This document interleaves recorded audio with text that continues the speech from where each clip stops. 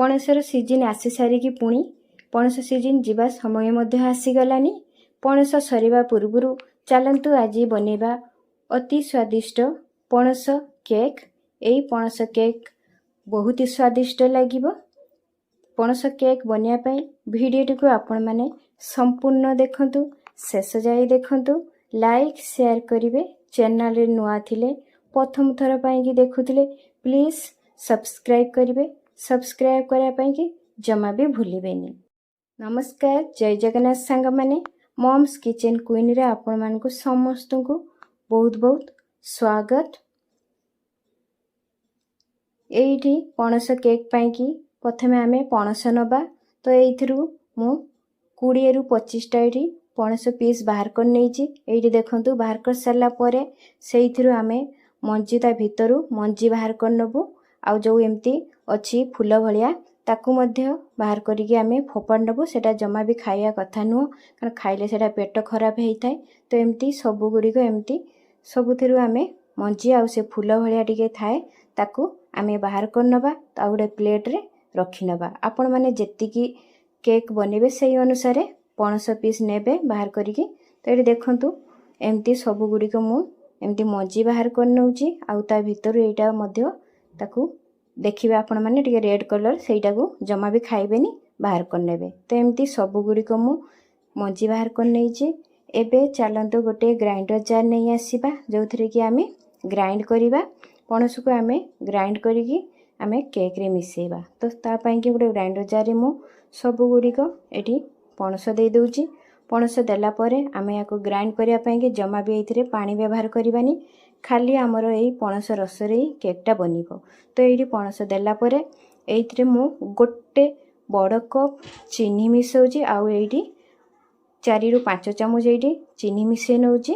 तो एठी चिकन करिकी पूरा एकदम ग्राइंड करिकी नै आसीबा। तो एठी देखंतु पूरा मु चिकन करिकी ग्राइंड करिकी नै आछी। एथिरे जमा भी पानी मु मिसेइनी।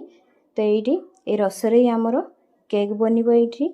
तो एठी आमे ताको ग्राइंड करके आन सारला परे गोटे बाउल रे आकू ढाली नबा। तो आपण माने भी जमा आपण माने भी पणस बाटिला बेले जमा भी पानी व्यवहार करिवेनी। एमती सब गुडी को देला परे एठी गोटे बड़ बाउल मु एठी मिल्क पाउडर नउची। ता संग को एठी गोटे बड़ बाउल मु एठी सुजी मध्य मिसे नउची। तो एठी पाखा पाखी मोर 2.5 कप सुजी अछि। तापर एटिकी देला परे आकु भलो भाबरे आमे मिसेई नबा।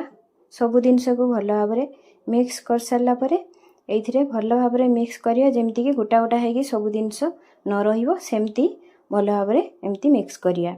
एठी मिसी गला परे देखंतु बेटरटा आमे याकू हेला परे घोड़ेई की पूरा आधा घंटा पई कि आमे छाडी दबा।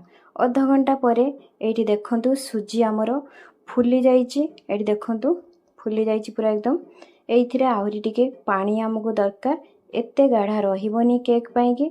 तो ता पई कोन करिया, तो एठी देखंतु मु 4 चामच एठी मिल्क मिसौची। आपण माने चाहिले पानी मध्य मिसेई परिबे। तो एतिकी पकेला परे पुणी याको भलो भाबरे एमती मिक्स करिया। तो एठी देखंतु मु भलो भाबरे मिक्स करनेली। तापरे एठी मु 3 रु 4 ड्रॉप मु एठी वैनिला एसेंस देजी। आ एठी हाफ कप एठी मु रिफाइन ऑयल मिसे नउची। तापरे एमती पूरा एकदम याको भलो भाबरे एमती भलो भाबरे मिक्स करिबा जेमती कि आउ पूरा स्मूथली हमरो एक केक बैटरटा बनिबो। सेमती जेमती गोटा गोटा हेगी रहिबोनी। एमती देखंतु पूरा परफेक्ट रहिची। एमती मु जेमती करची सेमती रखिबे। तापरे एठी देखंतु मु गोटे जागा नेची स्टील रो जोथरे कि मु केक बेक करिबी। आपण मानक पाखरे जदी केक टिन थिबो सेइथिरे भी आपण माने देइकी केक बैटर देइकी बेक करि परिबे केक को। तो एबे सेइथिरे मु गोटे चमच रिफाइन ऑयल देइकी ब्रश रे सब आड़े एमती लगे नउची। तो एमती स्टील रे मु नेइची। आपण मानक पाखरे जदी केक टिन थिबो से नै परिबे। तापर एठी देखंतु मु एठी 3 रु 4 चमच एठी मैदा नउची। मैदा नेइकी ता भितरटा रे एमती भलो भाबरे ब्रश रे मु एमती लगे नउची। एमती लगेला परे आमे जते बेले भी केकटा माने बेक करिवो आउ सेतरे जमा भी केकटा हमरो पोड़ीबोनी। से भलो भाबरे बेक हेई परिबो आ जमा भी पोड़ीबोनी। आपण मानक पाखरे जदी बटर पेपर भी अछि ताले बटर पेपर मध्ये नै परिबे। तापरे एठी बेटर रे आमे एठी मु मिसौची हाफ चामच टिके कम ये बेकिंग सोडा तापर आम बेटरटा को आम ढाली दबा ढालिकी आम या भल भाव सब जाक ढाला ये आम चामच भल भाव एमती सामान करने भल भाव सामान है आम एमती बाड़े नवा 3-4 थर एमती बाड़ी नेला एमती पूरा से सेट हो सेट है देखु मु गोटे गैस रे ये गोटे मोटा जगह नहीं आपण मैंने भी जिते केक बेक कर गोटे मोटा जगह ने तो ये देखो पूर्वर मु गरम हाँपाई कि छाड़ देती ये गोटे मुझे गोटे स्टाण्ड थोड़ी तो आपण मान पाखे जदि एमती स्टाण्ड थी नहीं पारे रिंग स्टाण्ड थी सेमती नहीं पारे एमती गोटे बाउल ताकू उबड़ेकी केक बेक करि पारिबे तो एमती याकू केकटा आम या स्टाण्ड रे थोईदबा तापर एमती जमती कि भल भाव गोटे कभर हो जाउथबो पूरा जमती बाहरिबनी बाहर को हवा सेमती आ गोटे जगह नेबे तो एमती गोटे थाली नहीं जमती बाहर को बाहरिबनी तो एबे बेक हवा पाई कि मीडियम फ्लेम रे आमे पूरा एकदम गोटे घंटा पाई कि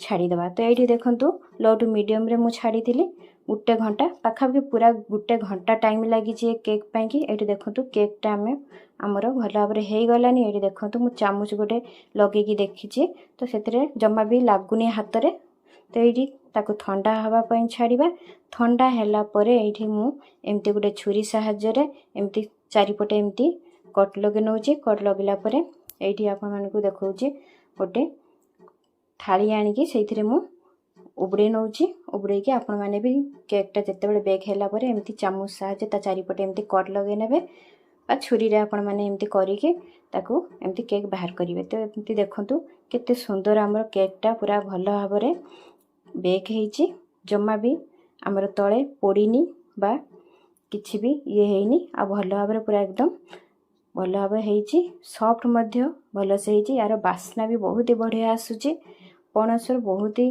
बढ़िया टेस्ट लगे बहुत ही स्वादिष्ट बन तो आपण मैंने निश्चिंत एमती बनातु बहुत ही बढ़िया लगे आपण मानक काटिकी देखा ये देखु केते बढ़िया से कट हो जाउची पूरा परफेक्ट बेक हो खाइले आपण मैंने जानवे बहुत ही स्वादिष्ट बनिबो ये केकटा तो पणसर आपण मैंने निश्चय ट्राई करंतु केमती लागिला कमेंट माध्यम रे निश्चय जणेबे जदि भल लगी थाए मो चैनल को लाइक शेयर सब्सक्राइब करने जमा भूलिबेनी सब्सक्राइब करेंगे ता सांग को बेल आइकन बटन को दबाई देवे तो पुणी देखाबा गोटे नुआ रेसिपी रे सेत पर्यंत रहुची जय जगन्नाथ।